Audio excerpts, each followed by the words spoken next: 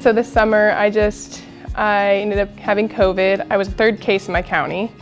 So everybody knew, especially in a small town, everything gets around real fast. So I just went to my room. I was stuck up there. I'd get texts from my mom when dinner was ready. She would set it on the stairs and I would just have to go grab it, go upstairs, eat alone in my room again. Sometimes my dog would join me.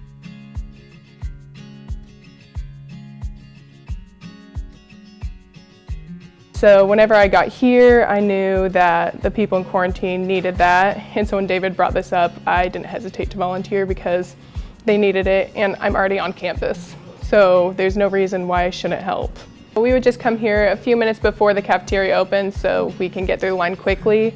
And we have a bag with us and we get the to-go trays. And so we would go and tell the lunch ladies what they wanted. They would pack it up and we would put it in a bag. We would knock on the doors and I would set it down for I didn't have to give it to them because we're not supposed to, but I would still stand back so they can see a person because I knew from the summer not seeing people is really hard. Even if it's just seeing a person's face, that helps a little bit. So even though I could have just sat it there and walked off, I just stayed there so they could see the person.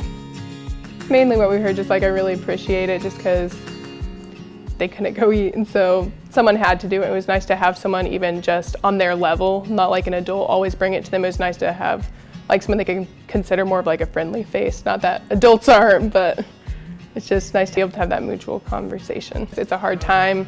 We're all struggling with this COVID situation. Everybody, even if it's just not seeing people, your mental health, struggling with classes because you don't do well online for some of your classes.